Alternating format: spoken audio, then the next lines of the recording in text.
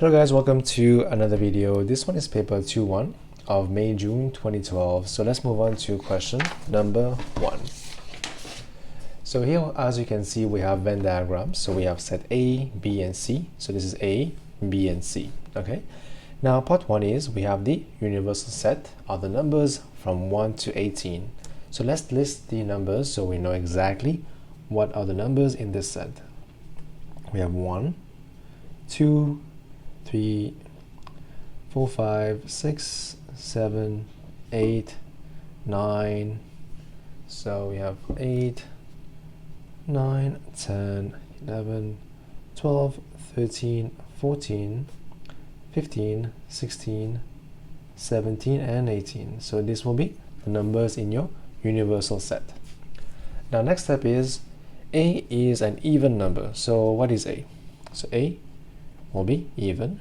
That will be a set of 2, 4, 6, 8, 10, 12, 14, 16, 18. That will be a set of A. Now for set of B, it will be a multiple of 5, which is 5, 10, 15.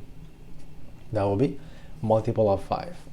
So now we have to complete this Venn diagram so we can answer the questions below. So let's do that. So let me try to use a different color here. So first for this one, C is, so we don't know C yet, we know A and B. So what is between A and B? So what is both in A and B? So that is only the only option, which is this one. 10 is between those two, okay? And the rest will be on both sides. So for B, we have 10 and 15. So we have 5 and 15. That will be on this side. And then now, how about the outside of this set? So we have 1 will be outside, 2 is here, 3,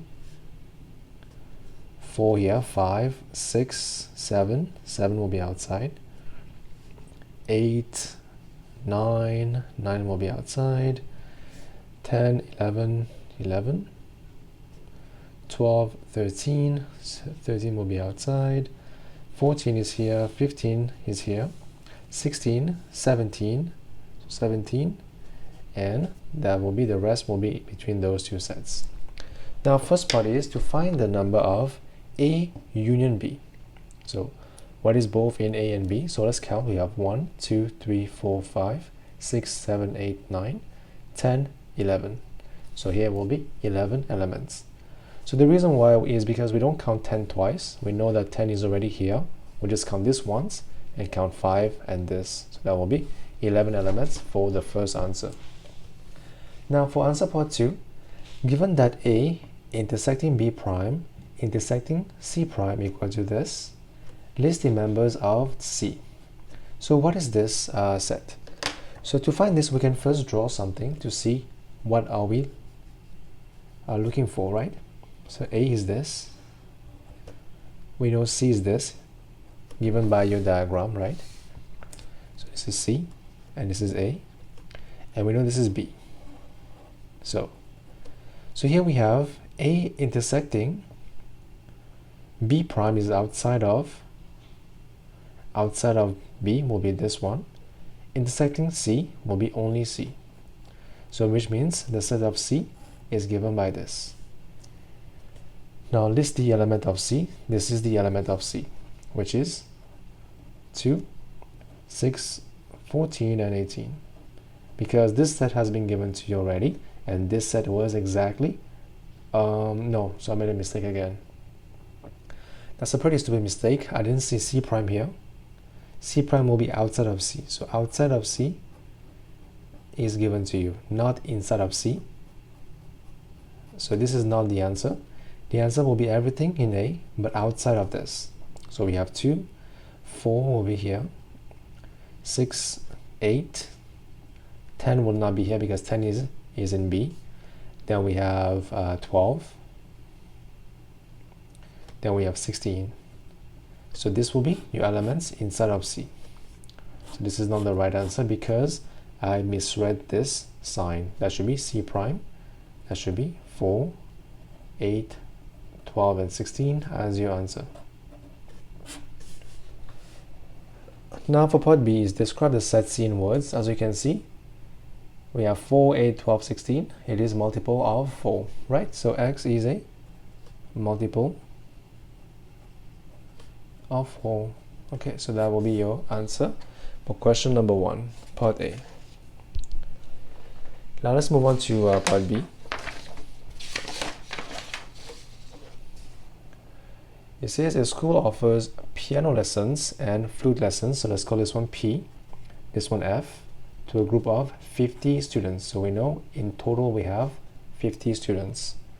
Of these students, 28 attend piano lessons, 17 attend flute, 12 attend neither piano nor flute, so outside of those two. So of course we have to draw a Venn diagram, and we have to find the children, the number of children who attend only the piano lessons. So let's draw a Venn diagram. So first one, it will be your piano, and let's use a different color for the flute lesson. Okay, so piano will be P and flute will be F, and outside we have 12, so 12 attend neither lessons. Okay, now 17 attend flute lessons, so 17 will be flute, but we don't know how many attend both. Let's write x. So only flute will be 17 minus x, only piano will be 28 minus x. So this will be your Venn diagram. Now we know together, everything together will give you 50, so we can form an equation in terms of x and then find the values as required. So we know 28 minus x plus 17 minus x plus 12 equal to 50. Now we can simplify, so these two will cancel out, so you will have 28 plus 17 plus 12. What is that? 28 plus 17 plus 12. That will be 57 minus x equal to 50. So from this we have x is equal to 7. So x is here. This is your value of 7. So our question here, we have to find the number of children who attend only the piano lesson. Only is only on this side. So that will be 28 minus x. So your answer will be 28 minus 7. That will be 21. That is your answer for part B, and that was question number 1. Okay, so let's move on to question number 2. Sunil needs to hire a digger from Monday to Thursday, that is 4 days, 1 week, and on Monday and Tuesday the following week, so that will be 2 days. So 4 and 2, that will be in total of 6 days he will need the product. Now the hire company charge $48 each time the digger is hired, plus $13 per day. Now he has two options. So one is hire the digger for 4 days, return it, and then rehire it for 2 days. So option 1 will be 4 days. So we have to hire first will be $48, then 4 days times 13 per day, and then plus rehire it plus 2 times 13. That will be option number 1. So 48 plus 4 times 13 plus 48 plus 2 times 13. That should be 174 for option number 1. Now for option number 2, it says hire it continuously from the first Monday to the second Tuesday. So how many days would that be? So first will be $48 to hire this, and from Monday to Tuesday, how many days would that be? So Monday, Tuesday, Wednesday, Thursday, Friday, Saturday, Sunday, Monday, Tuesday. So this is 1, 2, 3, 4, 5, 6, 7, 8, 9. 9 days. So 9 times 13. 48 plus 9 times 13, that should be 165. Okay, so question is, which one is cheaper? As you can see, option 2 is cheaper by difference will be 174 minus answer, that should be $9. That is your answer for part 1. Now for part B, here we have Tim invests some money, we don't know how much money, so Tina, in an account that pays simple interest. So here that is the main point, simple interest at the rate of 3%, this is R, and at the end of 1 year, so that is T, 1 year, the investment is worth this much. This is your amount at the end of 1 year. So how much money did you invest? How much is your principal, which is your investment? So since we have simple interest, we have to use your formula for simple interest, which is given by amount equal to P plus I, where P is your investment, I is equal to P R T. So now we just have to replace and find the values. So A is this one, 2781, equal to P, we don't know, plus P times R is 3%, which is 0.03. So 3% is 3 divided by 100, okay? And times time, which is 1. Now simplify. That will be 1.03p. So P will be 2781 divided by 1.03. That should be $2,700 for the investment. So that is your answer for part B of this question. That is your question number 2. Number 3, factorize this expression. So the first thing you have to realize is that 9 is also equal to 3 square, and 64 is also equal to 8 square.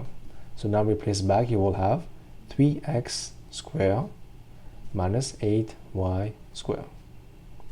Now from this, it looks a lot like a square minus b square, which is equal to a plus b times a minus b.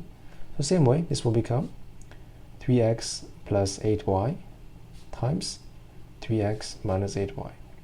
So this will be your factorization of this expression.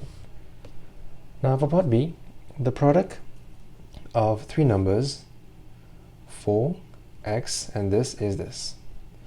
Form an equation in x and solve it to find the possible values of x. So the product, so 4 times x plus 3 is equal to 55.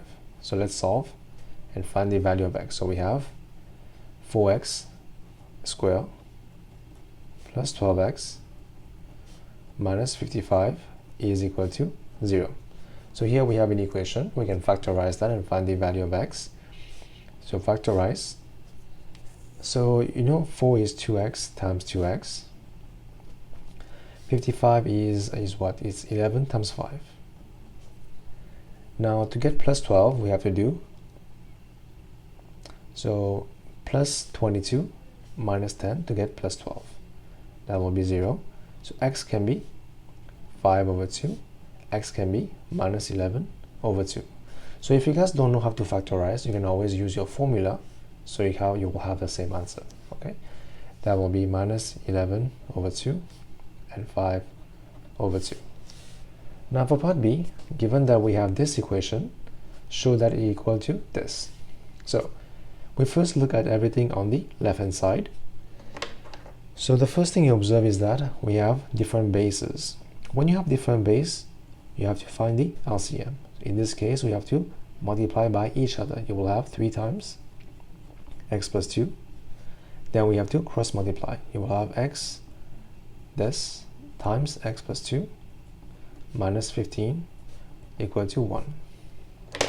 So now we can just cross multiply. You will have expand this, that will be x squared plus 2x minus x minus 2 minus 15 equal to 3x plus 6. Now if you send everything to one side, let's simplify. What we'll have, this is the same. So we have 2 minus 1 is 2, minus 3 is, 2 minus 1 is 1, it's not 2. 1 minus 3 is minus 2, minus 2x, minus 17 minus 6, minus 23.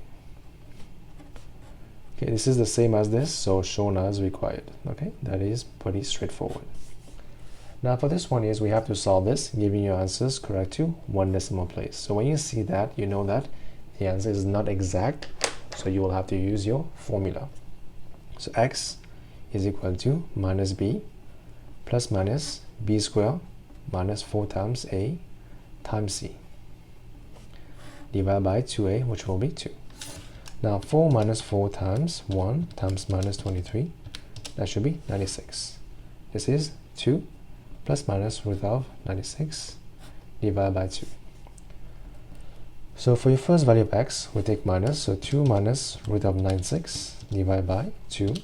That should be minus 3.9, correct to 1 decimal place. And then we have 2 plus root of 96 divided by 2. That should be 549, correct to 1 decimal place. So two answers, one is minus 3.9 and 5.9. Okay, that will be your question number 3. Now let's move on to question number 4. The entrance to a zoo has a sign above it. So this is the sign, I think, for the zoo. The letter Z has a rotational symmetry of order 2. So order 2 is 180 degrees. And DE is perpendicular to FE and CD. So DE is perpendicular to FE and CD, which means that these two are at right angle. Okay. Now we have CD equal to 35. So CD is 35. FE is 50. And we have D as 10. And then what else do we have? We have BC as 81. So this is 81. Okay. What is the question? It says calculate the area of the letter Z. So pretty easy. Since it has rotational symmetry, it means that this part here is the same as this part here. Okay, so we can find the area of this times 2 and find the area of this. Okay, so let's do that. So what is this area? Let's call this one A. So area of A is simply area of a trapezium, as you can see, with these two sides as your parallel sides, and this is your height in between. Area of trapezium. Okay, that will be half times sum of parallel sides. That will be 35 plus 50, and multiply by the perpendicular height, which is 10. That should give you half times 35 plus 50 times 10. That should be 425. That is part 1. Now we also have to find the area of this one. Let's call this one B. So what is the area of B? It is area of a parallelogram, which is these two are parallel and these two are also parallel, right? So pretty easy. This is area can be found by this distance times the perpendicular height, which is 10. So let's do that. Area of B will be 81 times 10, which is area of a parallelogram. So let me just define this for you again. So how do you find area of this? You have to find the length times the perpendicular height. So that's how you find the area of a parallelogram. Okay, so this will give you 810. Now the final part here is this part C, but C is the same as A, so let's write down C is equal to A, which is equal to 425. So area of letter Z will be what? So you have to add everything. So let's do that. So area of Z is 425 plus 810 plus 425. That should be 1660. So your answer will be 1660 for the area of the letter Z. Now moving on to part B. Here we have to find, let's see what is the question. It says the area of O, of 1O, is this. Okay, the radius of the unshaded inner circle is this. So find the radius of the outer circle. So basically what happened is, on the main drawing, on the main question, this is shaded. So we have this as your shaded area that we were given. Okay, so it is given that the radius of the inner circle is given by 15, right? And we have to find the radius of the outer circle, which is this half. Let's call this one, call it h. So we have to find the big, let's call it r, big R. We have to find the big radius, right? So how would you find that? So we have to use the information given to us, which is the area of one O is this. So how do you find area of that O? So how do you find this area? If you observe, we find this area by finding the big area of the circle minus the inside area of the circle to get this region. So let's do that. So first let's find the, let's use a different color here. So to find area of, so shaded area is equal to area of big circle, area of outer circle minus area of inner circle. That's how we find the area, right? So this answer has been given to you already as 1206. It is equal to, so how do you find the area of the outer circle? So first we did is let radius of outer circle equal to big R. So we use the formula, area of circle is equal to pi r square. So pi r square. Now minus the area of the inner circle, it is pi r square is 15 square. So we have to find the value of r. So let's make r the subject of formula. So first thing we divide by pi, you will have 1206 divided by pi, that will be r square minus 15 square. So from this you will have r square is equal to 1206 divided by pi plus 15 square. Now from this you will have r is equal to square root of the answer. Let's find out what is the value of r. So 1206 divided by pi plus 15 square. Square root of that should give you 24.7, correct to 3SF. Okay, so the radius of the outer circle is given to you by 24.7, correct to 3SF. Now for part C, it is said that the sign above the exit of the zoo, so we have another sign above the exit of the zoo, is geometrically similar to the one above the entrance. Okay, so we have another sign which is similar to the one on the entrance. So let's call this one E for exit. Let's call it exit, EX. This one is EN for entrance, right? Because it makes sense, right? Now, the radius of the inner circle of the letter O on the sign above the exit is 10. Okay, we know that this is the inner circle of the exit is 10. Now for the entrance, we know that the inner circle has been given to you by 15, right? 15. So this is 15 for the entrance. Okay. Now part 1, the length of the base of the letter Z on this sign above the entrance is 50. That was on the entrance. Calculate the length of the base of the Z on the exit. So we have to use these ratios. So let's write this down.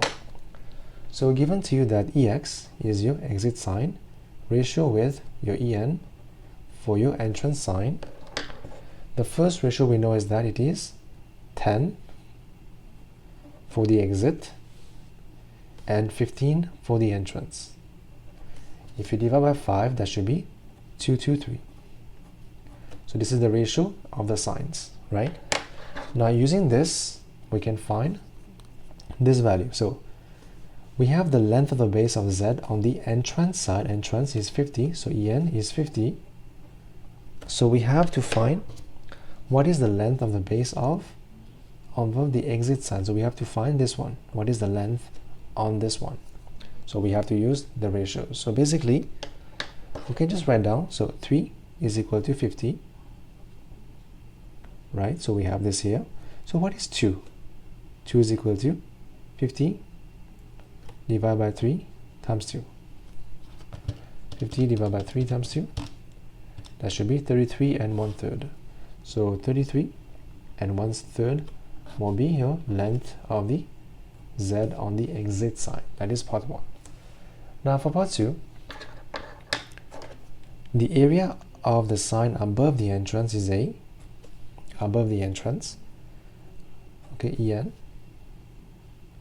So EN and EX, it is A, okay. The area of the sign above the exit is K times A, okay. Now we have to write down the value of K as a simple fraction, so as a fraction in its simplest form. So we have to find these two values, right? So pretty easy. Because we have this ratio here, we can use that. So here we have EX, which is the exit, and EN, which is your entrance. The ratio of the sides is 2 to 3. So remember, that is the ratio of the length. Length, what is the unit of length? You would say length is measured in centimeter. Now, what is the unit of area? Now it is measured in centimeter square. Right. Now, how do you convert this to square? You have to apply square. Same thing, have to apply square on those two. So that will become 4 and 9. So now we have to find the value of K from this fraction. So pretty easy.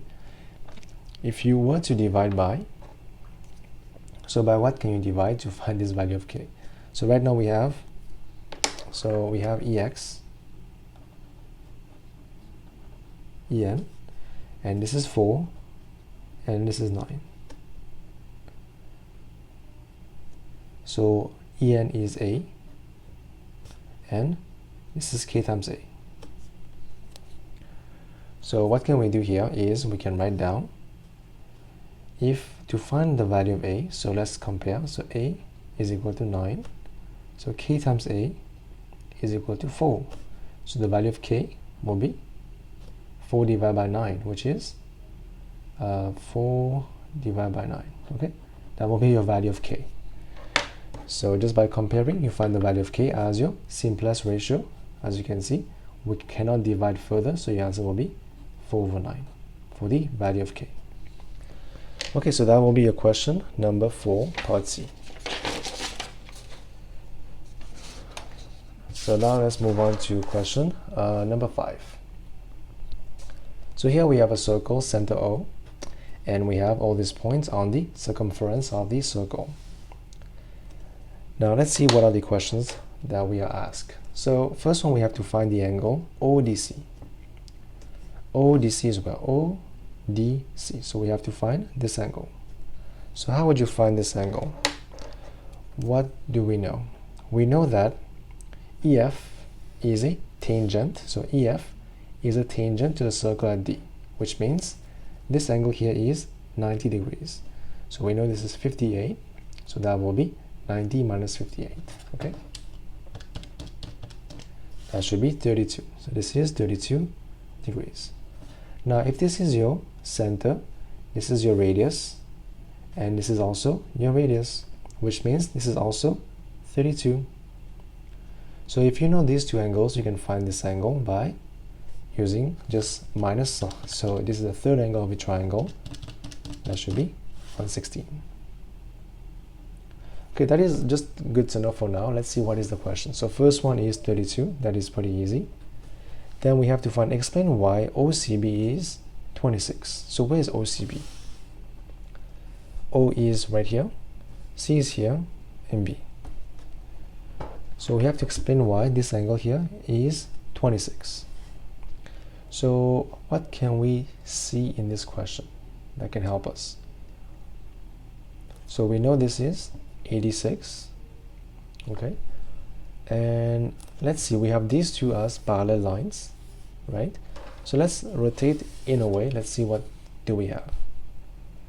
So this is connected to this part, as you can see.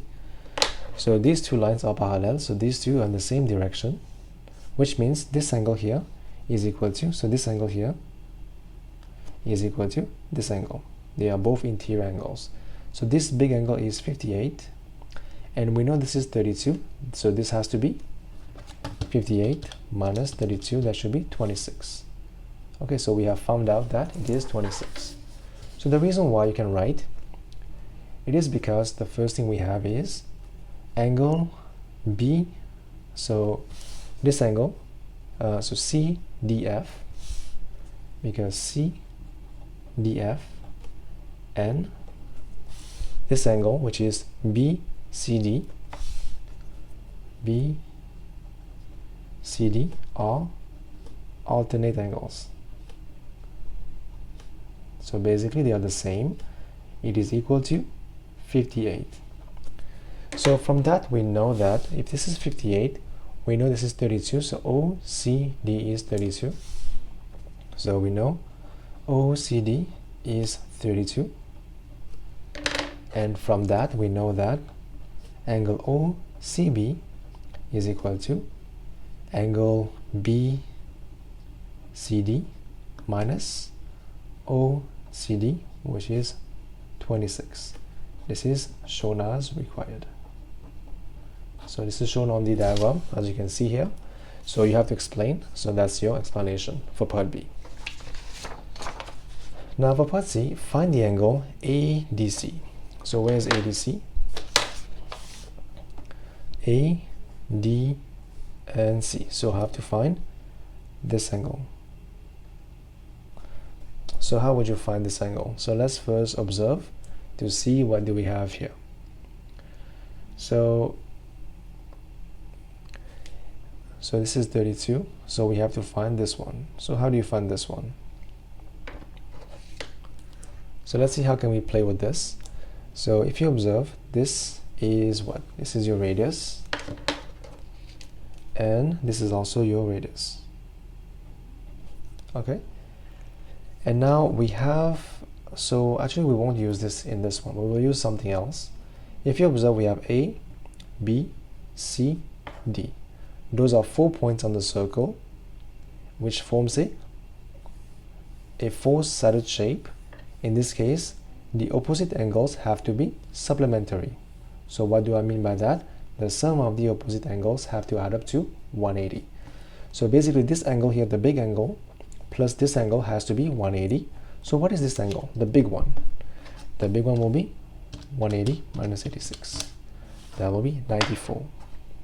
So the big one is 94 degrees.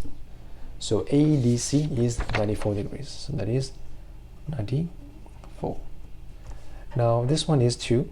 ADE. So ADE, where is that? ADE. So this one is pretty easy. So to find this angle, we have to find what is this angle. So if this big one is 94 and if this is 32, it means that this has to be the difference. 94 minus 32, that should be 62. So if this is 62, and we know that this is a tangent to the circle, so this angle here is 90. So this has to be 90 minus 60. That should be 28. So ADE is 28. Okay, that is your answer for this one. Now 28 degrees. Now for part 3, AOD, where is that? A is right here, O here, and D. So we have to find this angle. So now we use the fact that this is the radius and this is the radius, so which means this angle here is the same as this, which is 62 as well. So this will be the third angle of the triangle. So 180 minus 62 minus 62, that should be 56. This is 56 degrees. So AOD is 56. And finally we have to find BAO. So where's this one? So BAO. So we have to find this angle. So to find this as well is pretty easy. We go back to the question part 2. So we see that A, B, C, D, they are points on the circle. They form a quadrilateral, which means that the angle on the opposite side has to add up to 180. So if this is 58, this has to be what? 180 minus 58, that should be 1. So this big angle here has to be 122. If this is 62, so this has to be 122 minus 62, that should be 60. So your answer for angle BAO has to be 60. That is part 4 of this question. And that was question number 5. Now let's move on to question number 6.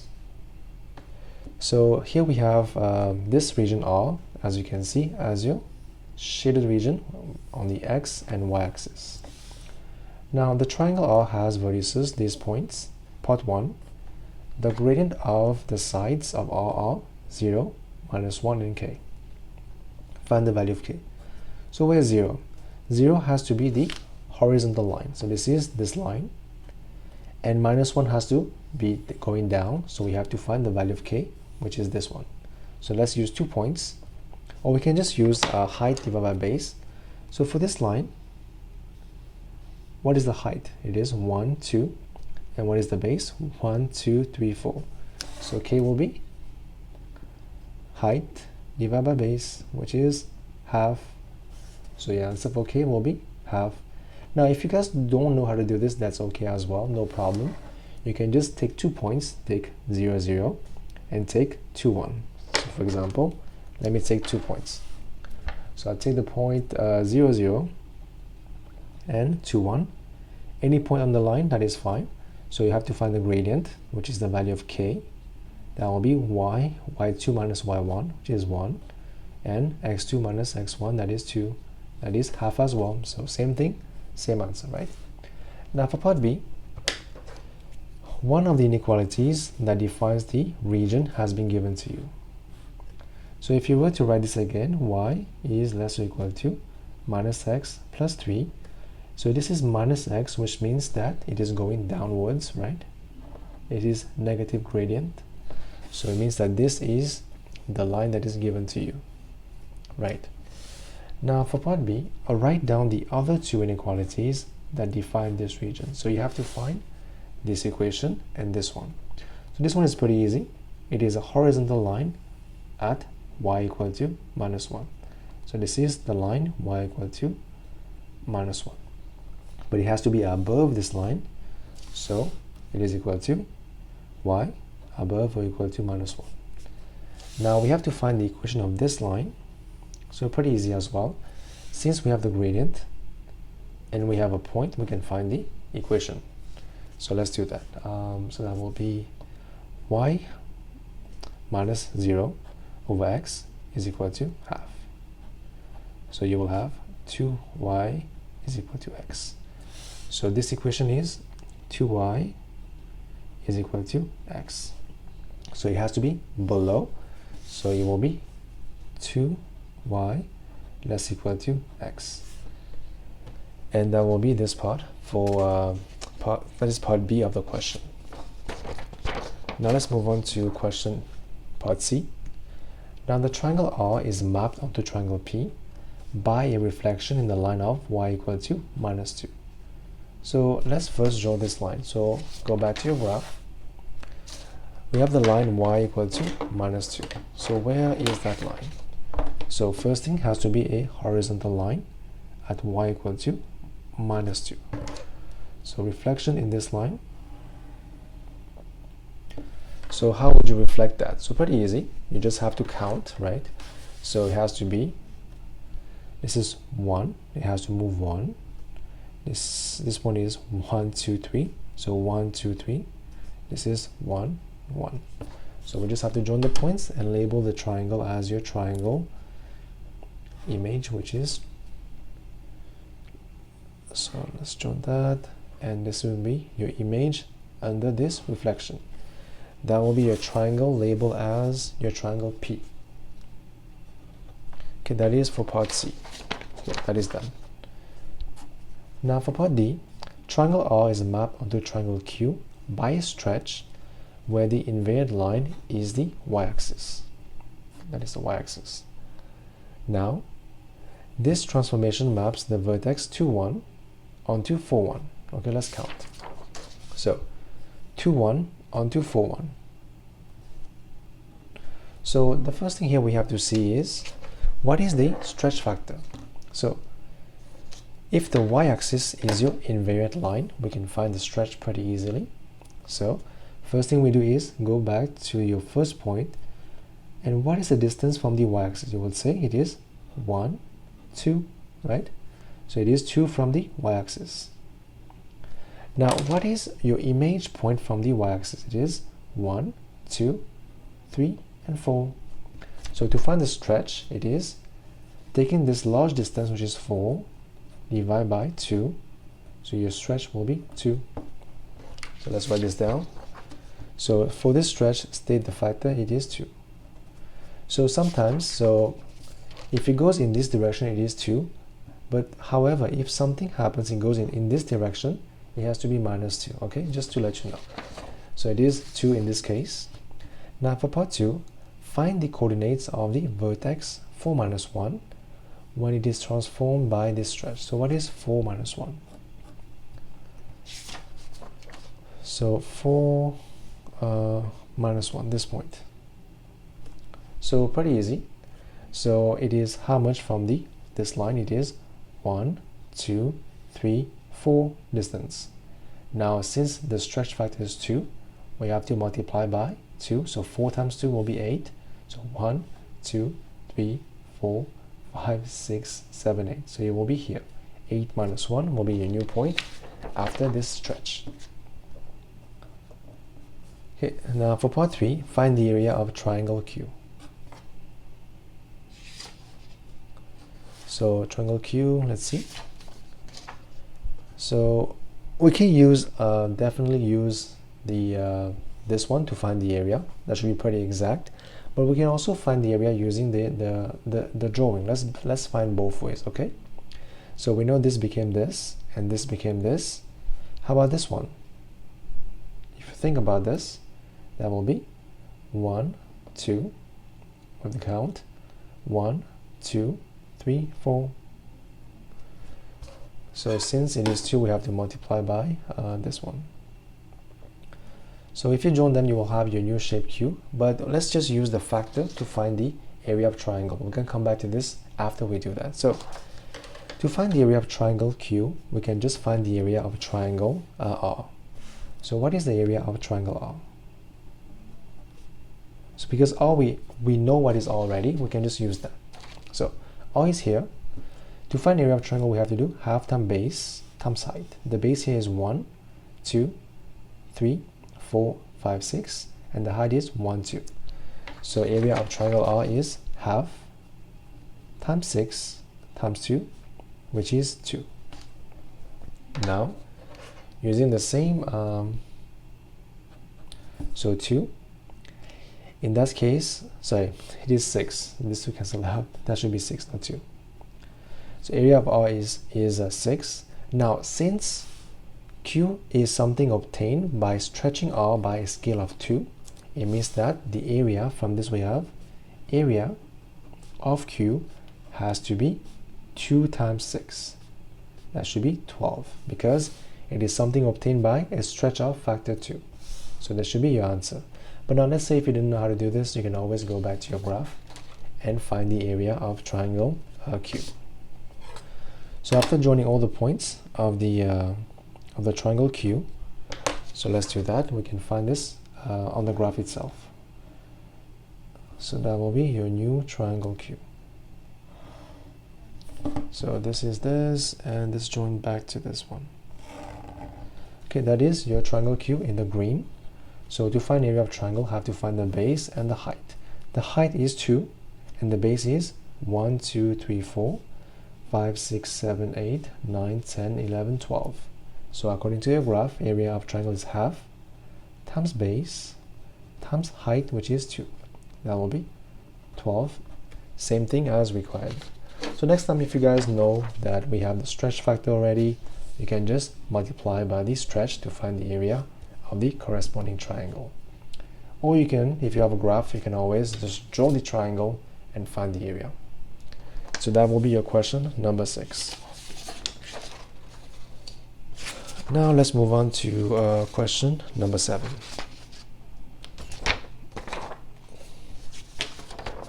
So number 7, what do we have? So here we have A, B, C, D, E, F is a regular hexagon. So what does regular mean? It means that all the sides are equal. So this is the same as this. Same, same, same, and same. This is what regular means with the center O. Now part 1, find the angle AOB. So where is the angle AOB? So A joining to O, and this is going to B. So we have to find this angle. Okay, so one way we can do this is we can just join every point to the center and see how many angles do we have in total.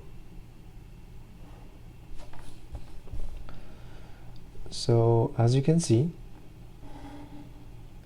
we have 1, 2, 3, 4, 5, 6. So we have 6 angles, and since all this side are equal, all the 6 angles are the same. So everything will be 360. So one of them will be 360 divided by 6. That should be 60. So AOB will be 60 degrees. Now I propose you explain why AO is equal to BC. So the reason why is, so what can we observe here?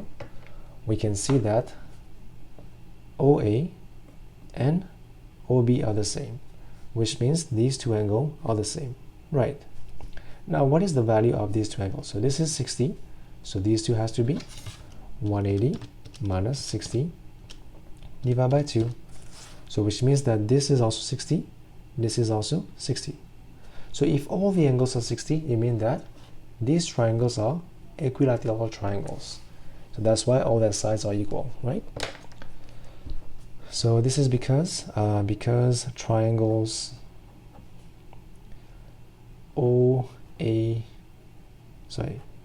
AOB and BOC are equilateral triangles. So equilateral, so which means all the sides are equal, that's why it is equal. Okay, now for part B, we have OA is given by A and OB is given by B. Okay, now G is the point on AB such that AG is 1 and GB is 3. This is 1 and 3. So AB has to be 4, right? So 1 plus 3 is 4. Now next point is H is the midpoint of BC. So exactly in half, so this is 1 and 1. So BC has to be 2. Now question here is express as simply as possible in terms of A and B. First one is AB. So first we have to find AB.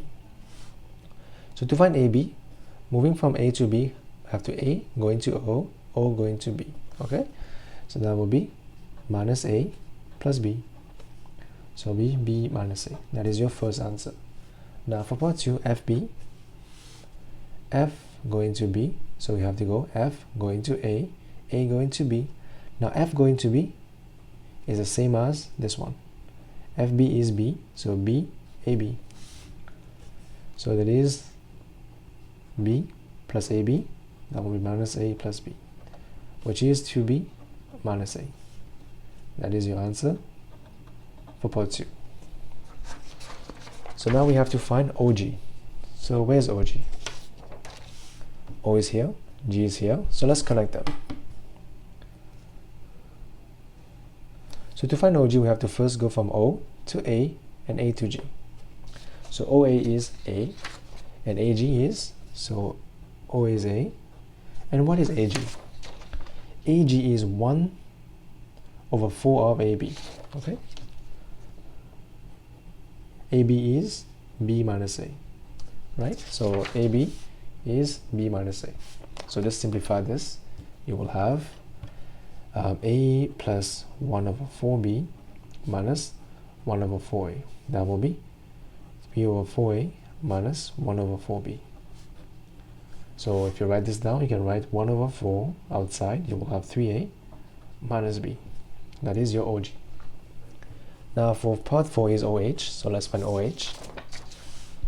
OH, let's join them together. So OH, so to find OH, we first go from O, we go to B, and B go to H. Okay, so OB is B. That's pretty easy. And what is BH? So BH is half of BC. So what is BC? BC is the same direction as this. So A is going up, BC is going down, has to be minus A. So half of minus A. BH is half of minus A. The answer is, you take out half, you will have 2B minus A. Half of 2B minus A. So now to find GH. So GH, go back to your diagram. So where's GH? So GH will be G here, going to H, has to be GB plus BH. So GB, let's find GB plus BH. So GB here is 3 over 4 of AB. So 3 of AB is given to you by part 1 plus BH. BH is just half of BC, which is minus A. Half of minus A. So let's simplify. You will have 3 4B minus 3 4A minus half of A. So now that will be 3 4B minus 5 4 of A. So your answer for GH will be 3 4 of B minus 5 4 of A. And that is question number 7.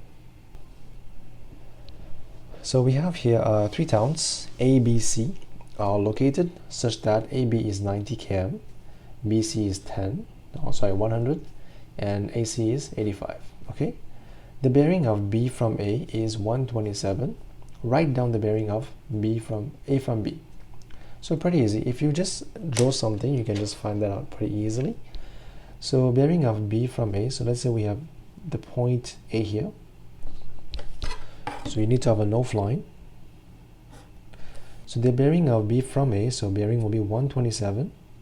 That will be about this direction. That will be B. So now we have to find the bearing of A from B. So that will be this plus this. So this is 180 plus this is the same as this. So 180 plus 127. That should be 307. Okay, that is for part 1. Now for part 2, of these 3 towns, A is the furthest north. Okay, that is most on top. Everything is below it. Using a scale of 1 centimeter to 10 km, construct a scale drawing to show the positions of the 3 towns. Okay, so we have to convert this back to centimeters. So this is 9, this is 10, and this is 8.5 centimeters. So first we can just plot this one. The point B is at 127 from A. So let's find the position of your point B. So in this case, you have to use your instruments. So you go to your point A and measure the angle 127. So this is 10. 127 will be about right here. So 125, 127 right here. And the distance AB is given by 90, which is 9 centimeters. So that will be from this point to this has to be 9 centimeters. Make sure that it is exact, so you have your correct value. So this is AB. Now we have that BC is 100, so let's do that, which is 10 centimeters. So we have to use your compass for that one. So first measure 10 centimeters, and then you have to draw an arc from your point B. So point B. It's not good. Let's try again.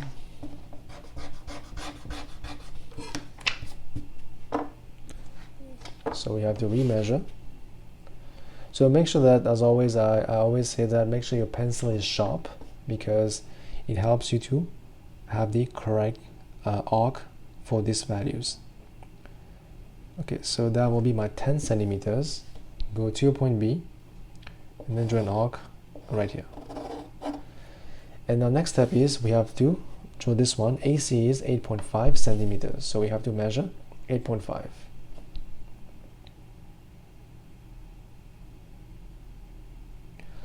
Okay, so go to point A, and then we have to intersect the first arc. As you can see, the intersection is this point. So here we have your point C. Okay, that is your point C. So we have the positions of the 3 towns. So A, B, and C. Okay, now what's next? So we have to measure the bearing of B from C. So let's first join these 2 lines.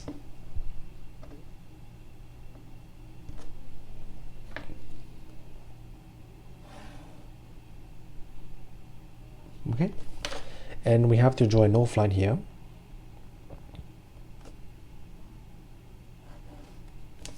Okay, this is the north line.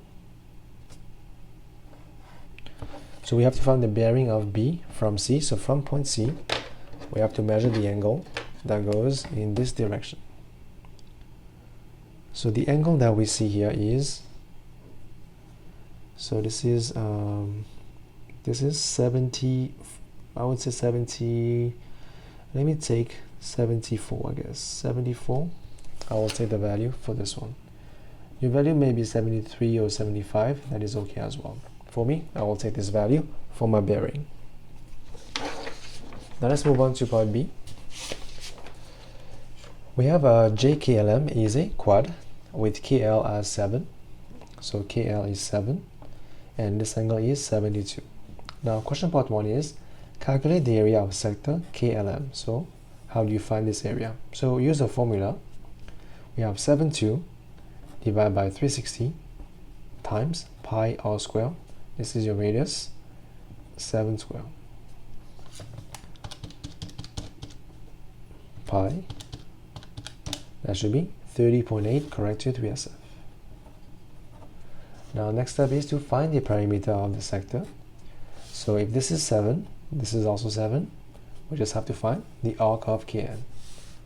So how do you find arc of Kn? We have to use your formula again, which is 72 over 360 times 2 pi, r is radius, 7.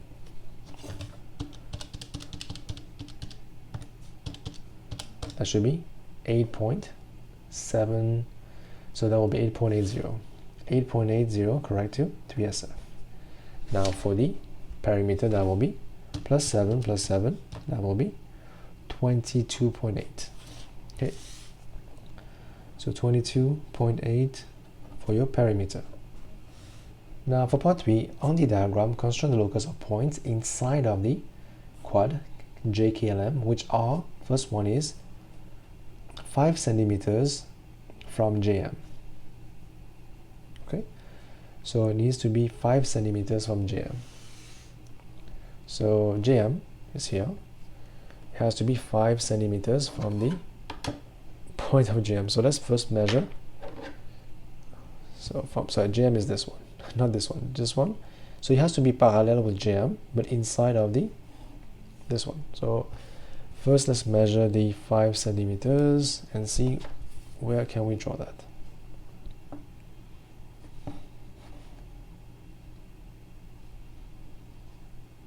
So this is your 5 centimeters. Okay, now we go to your point M. You have to draw an arc. You have to go to your point J.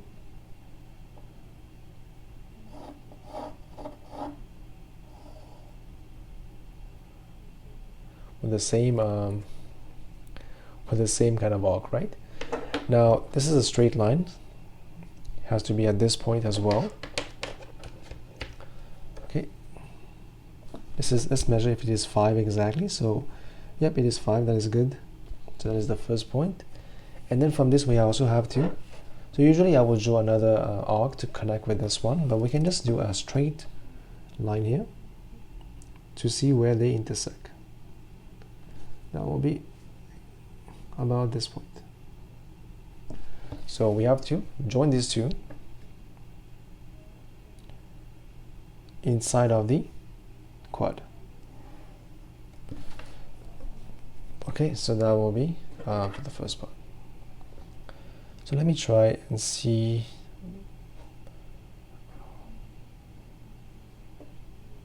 Yeah, I don't have space for that, so this should be, so basically the point is it needs to be parallel with this one in this direction, has to be inside of this shape, and this has to be 5, 5, 5, 5, 5, 5 all along. Okay, that will be the first point. Now what's next? We have to draw the equidistant from JK and KL. So JK and KL, so these two are the common points, so we have to draw the angular bisector of angle K.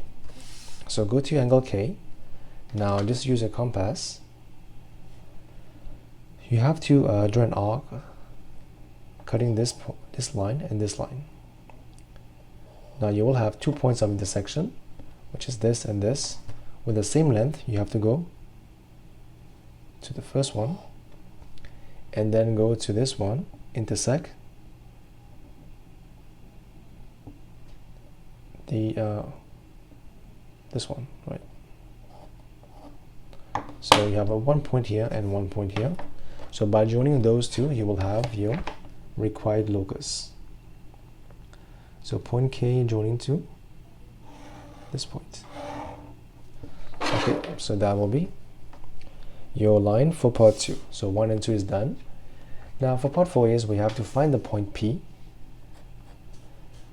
is inside of JKLM. So the point P is inside of JKLM. That's the first thing we know. And the first condition is it is less than 5 centimeters from JM. So it is less than 5 from JM, so it will be before this blue line on this side, okay? Then we have it is nearer to KL than to JK. It is closer to KL. KL will be on this side than JK. So this side than this side. Okay, so it will be on this side. Now last one is it is less than 7 centimeters from L. So 7 centimeters from L. As you can see, 7 has been given to you as the arc right here. Okay, that is good to know. Now last question is to shade the region containing the possible position of point P. So pretty easy. So if it is less than 7, so first condition it is on the left hand side of the blue line, so it will be on this side. Second condition, it will be on the right hand side of this green line, and the third has to be inside of this arc, so it will be resulting in this region. So that is the answer for the possible position of your point P. And that is your question number 8. Okay, that is a long question, but we are done with that. Now for part 9, a group of 80 music students recorded the time each spent practicing last week. So part 1 is to find the estimate for the mean. So how do you find mean again? We use our formula, mean estimate is equal to sum of f times x divided by number of students, which is 80. Okay, so f is the frequency that we know already. So what is x? X is the midpoint of the groups. So the midpoint here is 10, this is 30, this is 50, this is 70, this is 90, and this is 110. So how do you find the midpoint? You can just take the first value, 0, plus 20, divided by 2. So you have 10. So same way, you can find this midpoint by doing that. Now we have to find fx. Fx is f times x, so fx. 6 times 10 will be 60.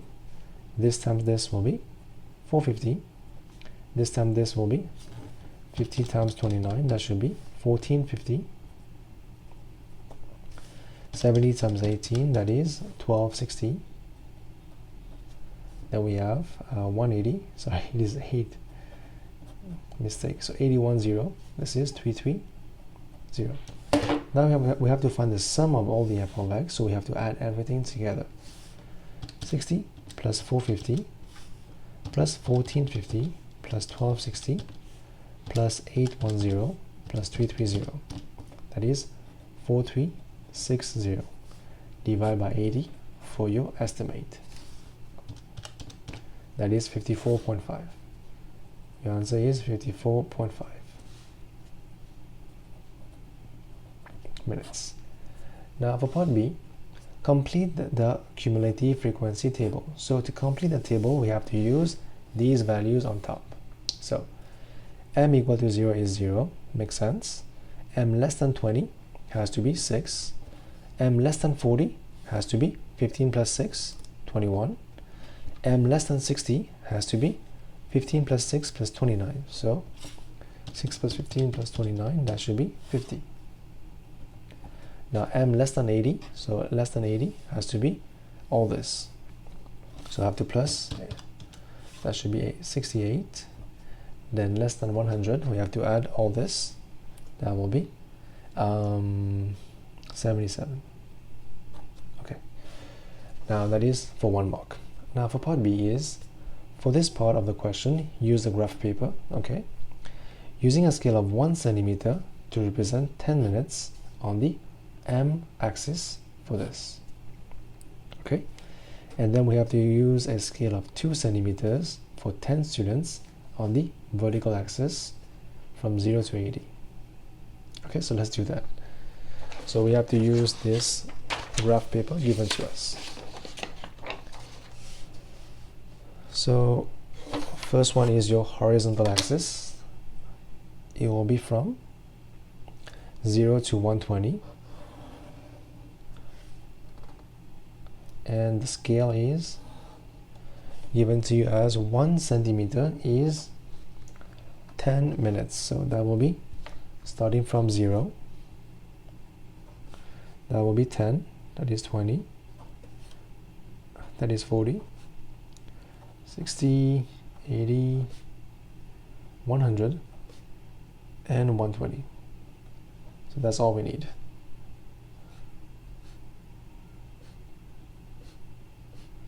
Okay, so now for your vertical axis, it has to be from 0 to 80.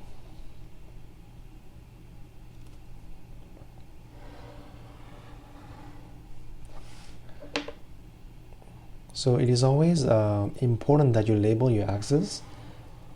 So for your x, that was m, as in I think it's minutes, right? M for minutes.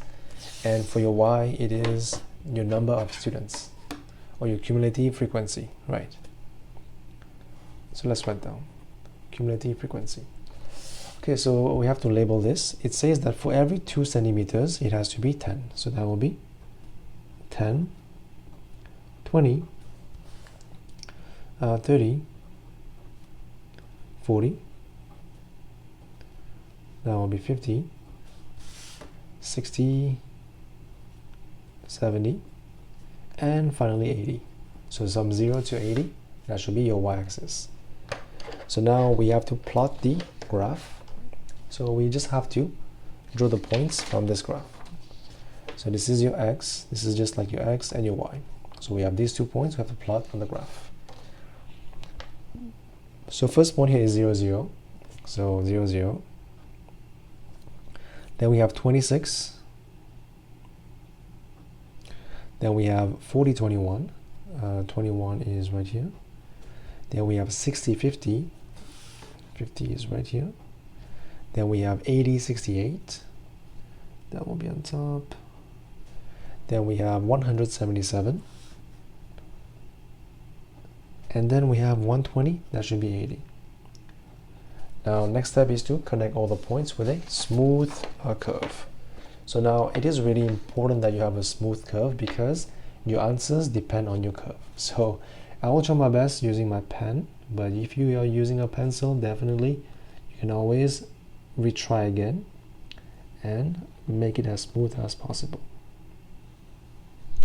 Okay, this will be like this and almost like this. Okay, so that will be my curve for this distribution. Now for part 2, we have part D, find the median. So median will be half of the number of people, which is 80. That will be 40th value. So what is the 40th value? So go to your graph. The 40th value is about here. So you always have to show your work on how did you find your value, because they are going to mark you on that. So that will be your corresponding value on your x-axis. This is 40, 50, 54.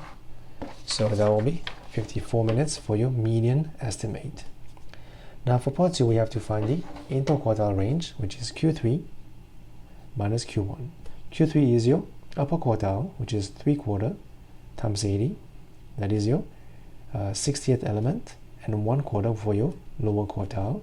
That should be your 20th element. So let's go to each of them one by one. So go to your 60th element to find the corresponding value. Okay, so that should be right here, and the value. So for me, it shows to be about 68. And for my lower quartile at the 20th value,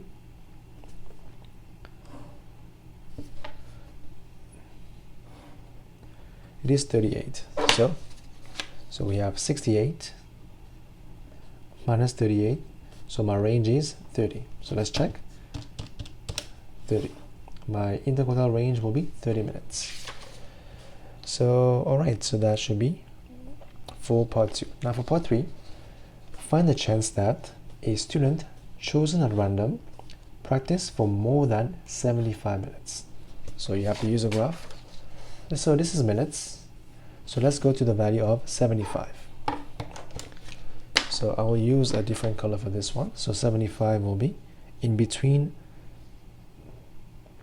70 and 80.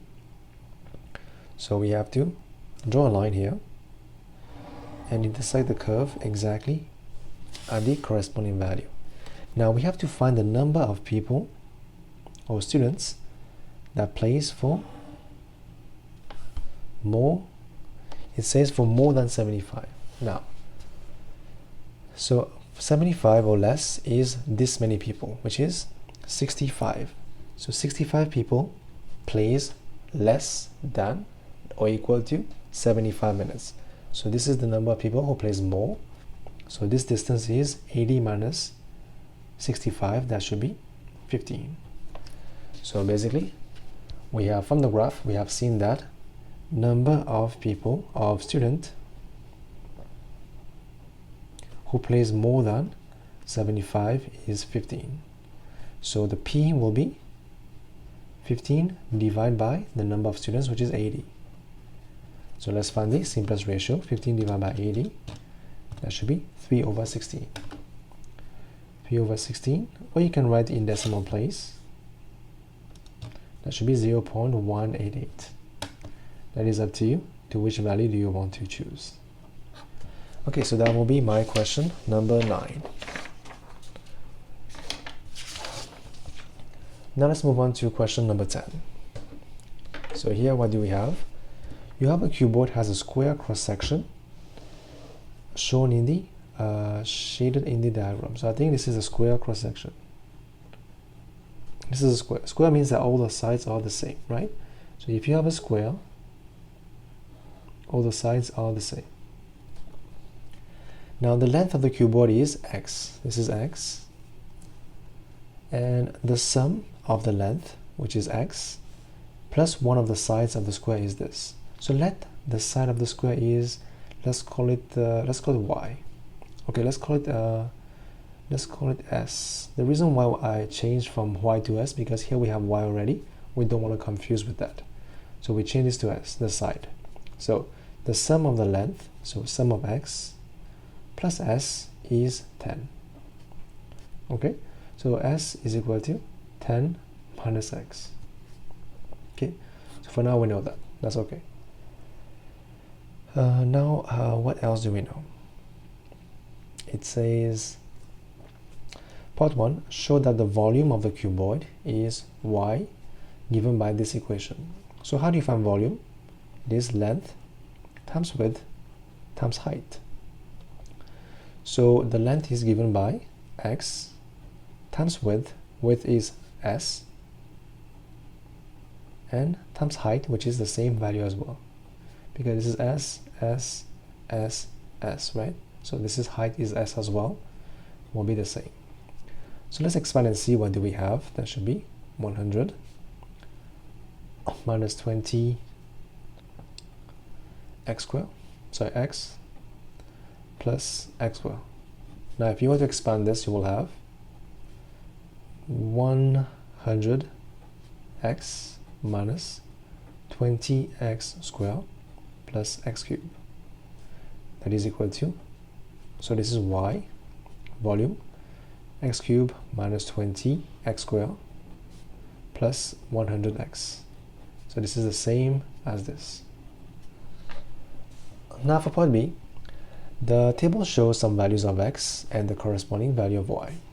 Okay, so we have to complete the table. So we have to find the value of y for which x is equal to 7. 7 power 3 minus 20 times 7 power 2 plus 100 times 7. That should be 63. Now for 8, that will be 8 power 3 minus 20 times 8 power 2 plus 100 times 8. That should be 32. That is part B. Now part 2, on the grid opposite, plot the graph of this. So let's do that. So here we have a graph. We just have to plot all the points on the graph. So pretty easy. So the first point we have is 181. So 181 should be about, 81 is right here. Then we have 128. 128 will be right here. Then we have 147. 144. Then we have 125. Then we have 696. 763.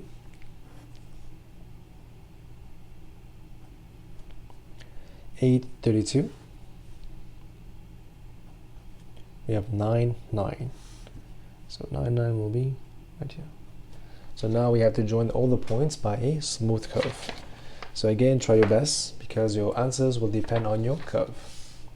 So I am using a pen, so I'll try my best as well, but we'll see what happens. So this is this point.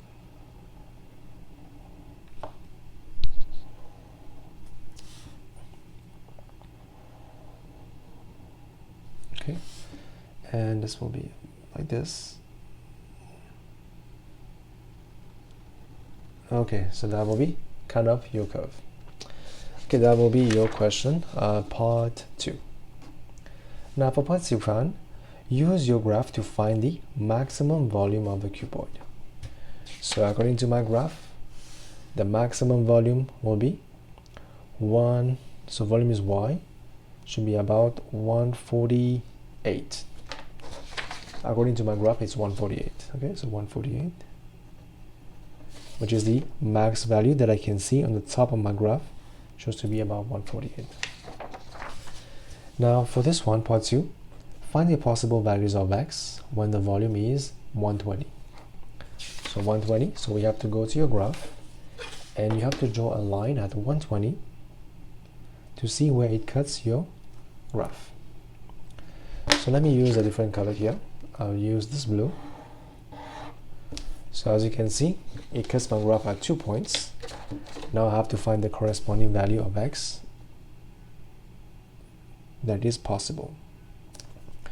So here one value is 1.7, and here we have another one which is 5.1. Okay, so this is 1.7 and 5.1. So 1.7 and 5.1. So always remember, for this kind of question, you have to show your work on how did you get your answer for your full marks. Now for part D, the volume of a sphere is given by this equation. For this part of the question, take pi as 3. So 4/3 pi as 3 r cubed, that should be 4r cubed. Okay, a sphere has a radius of half x. That's the radius.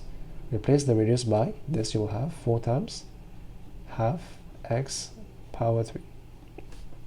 That should be 4 times 1 over 8 times x power 3. That will be 1, 2, that will be half x power 3. So that will be the volume of that sphere, okay, given by this. Now, by drawing a suitable graph on the grid, estimate the value of x when the sphere and the cuboid have the same volume. So since we have seen that, this is the equation that we get from this value of the radius, which is volume.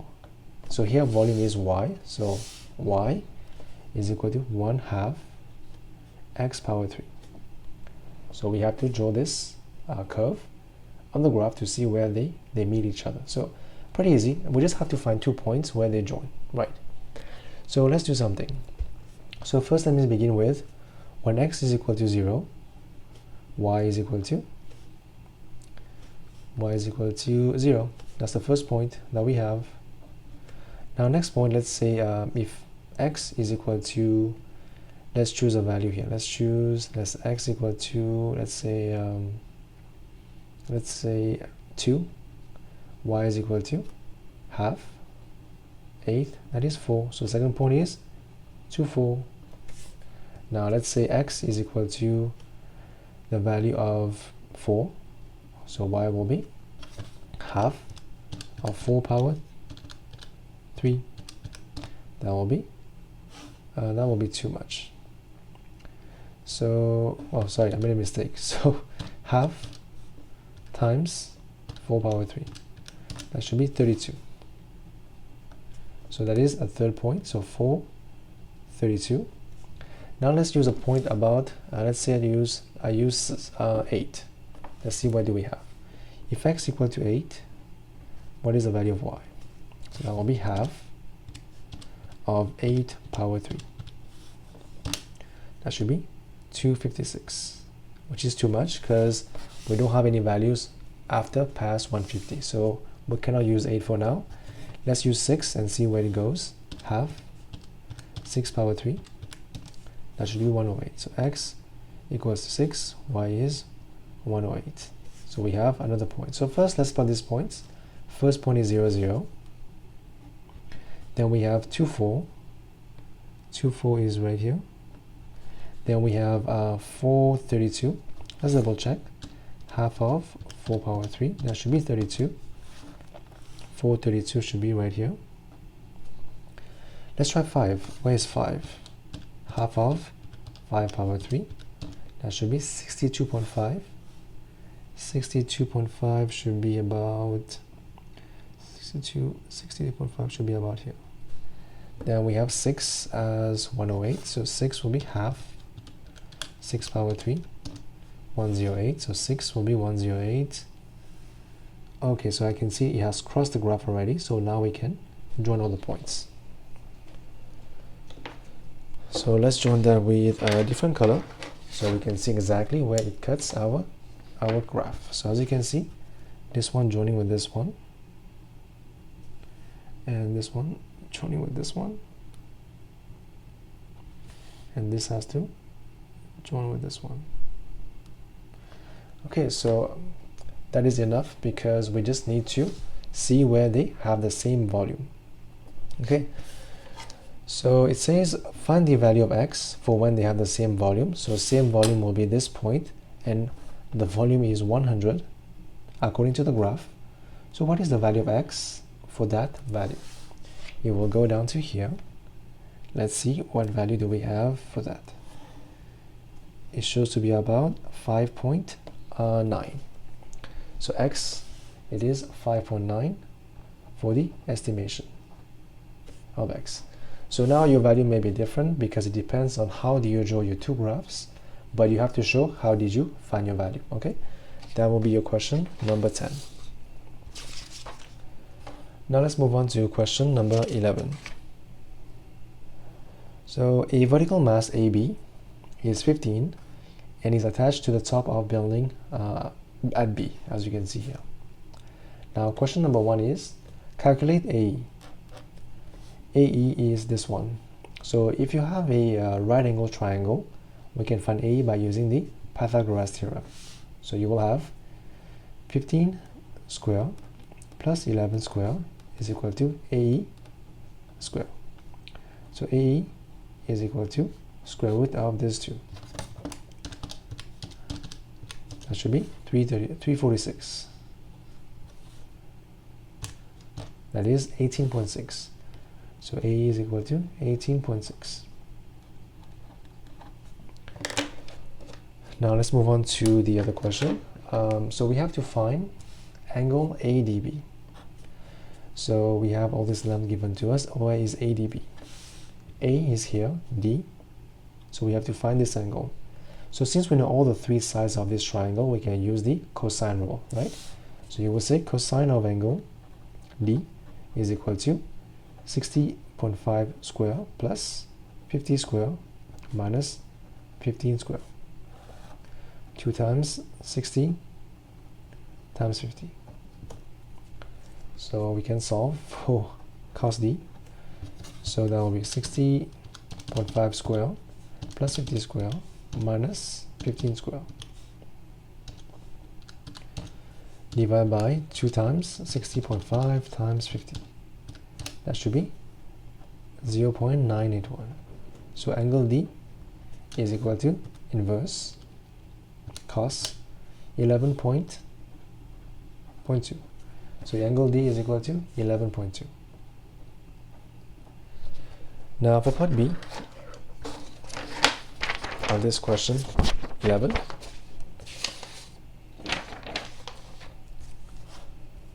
the top of the mast is also attached to a roof of the building at F, okay, using a wire.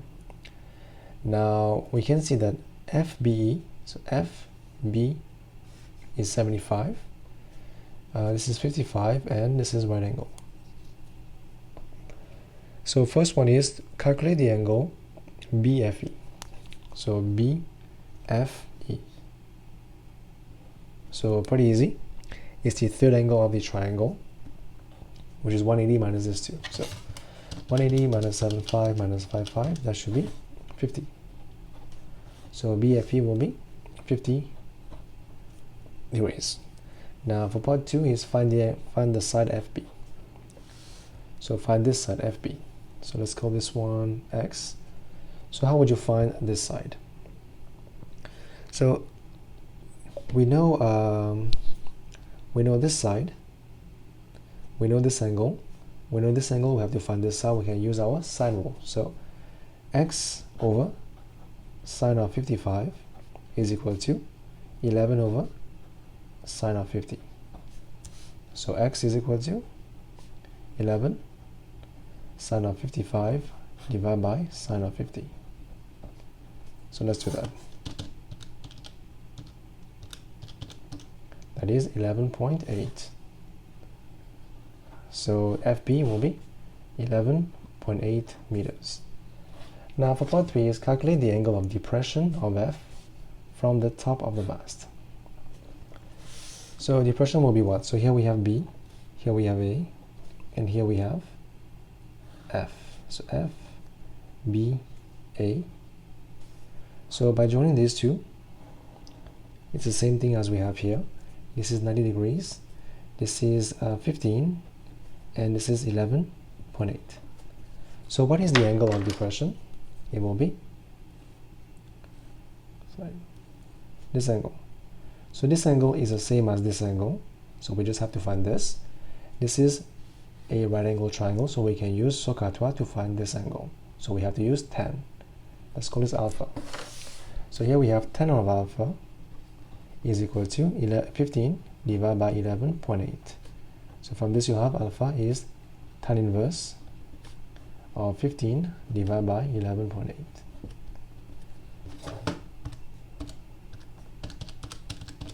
That should be 51.8. So angle of depression will be 51.8 degrees. That is for part B, and that was question number 11. Now let's move on to question number 12, I think. Yep, 12. So here we have a few matrices. We have to solve this pretty easy. So we have a plus 2b. So a is a, which is minus 3 minus 2, 6, 2. And 2b, we just have to send the 2 inside. You will have minus 2, 0, 2, and minus 4. Now minus, that will be minus 3 plus minus 2. That should be minus 5. That should be 6. That should be 0. And that will be minus 2.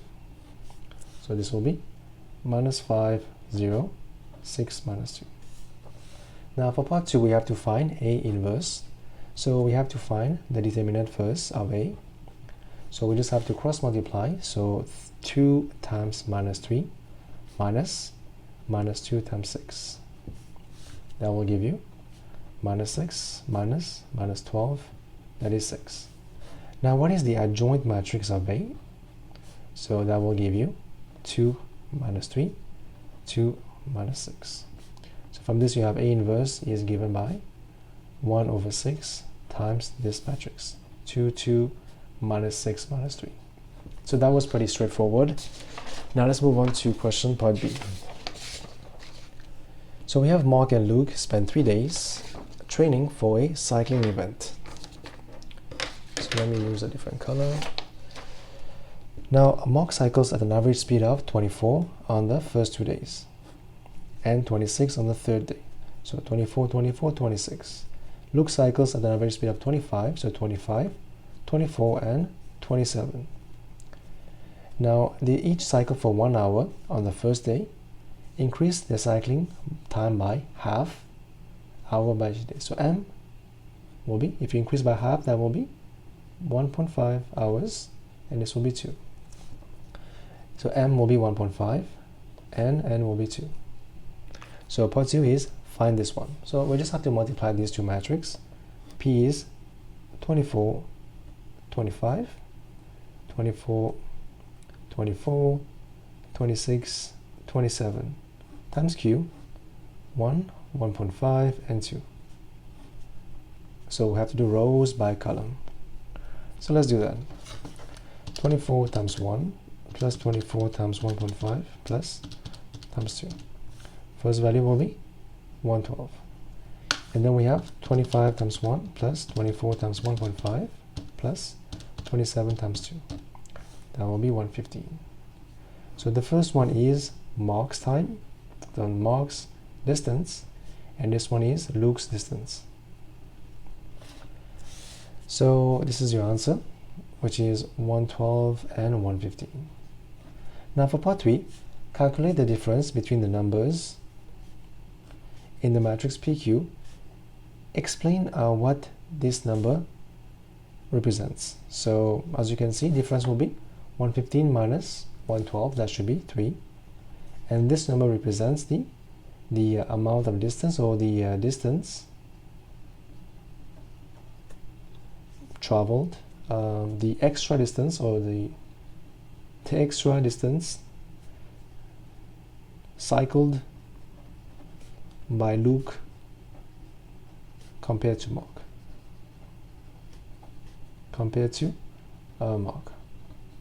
So how do I know it is distance? Because it says here, this is 24. 24 is speed. So you know speed is equal to distance divided by time. Now, if you multiply speed by time, so speed times time is equal to distance. So your result is distance. Now difference is basically 3. And as you can see, this is distance traveled by, cycled by Luke. This is distance cycled by Mark.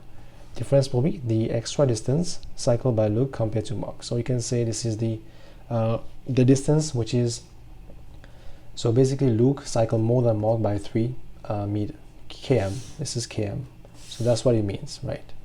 That is part B. So finally, let's move on to the last part of the question part C. So here we have a distance time graph. As you can see, this is distance, this is time of the day. Now we have the travel graph represents Saheed's journey to and from a football match. So he leaves home, go to the match, he watched the match, come back home. And here he stops at the coffee place. As you can see, here he stops at the coffee before coming back home. Now question part 1. how many minutes does Saheed spend at the football stadium? So he leaves home here, he arrives here at the stadium, and he leaves here. So let's find the corresponding value on the time axis. That will be this to this. So we have to find the time between these two. So this is what? This is 2:30,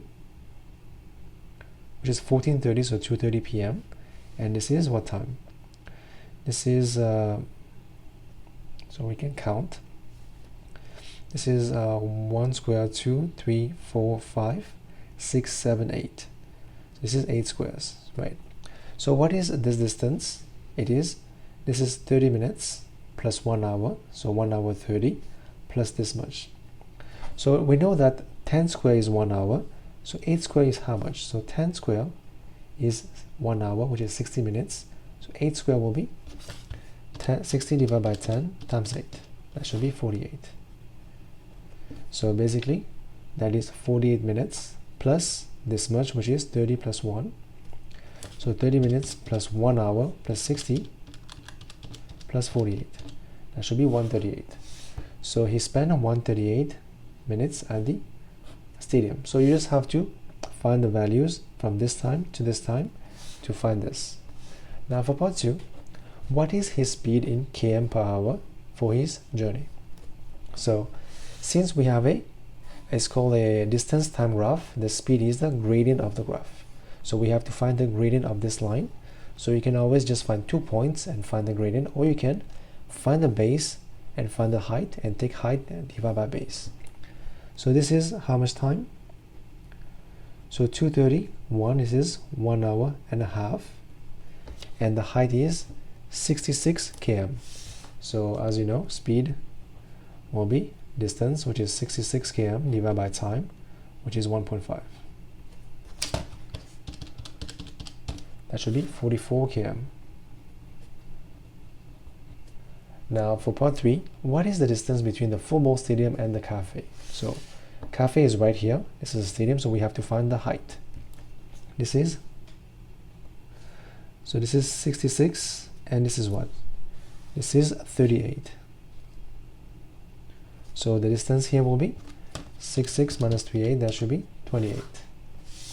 So 28 km will be the distance between the stadium and the cafe. Now for the last part is, between which two places does he travel the fastest? The fastest means with the max speed. Not speed, max speed, it can be max velocity, basically. It can be positive or negative for speed. Doesn't really matter. So what it means is that in which part of the graph, so it means that in which part of the graph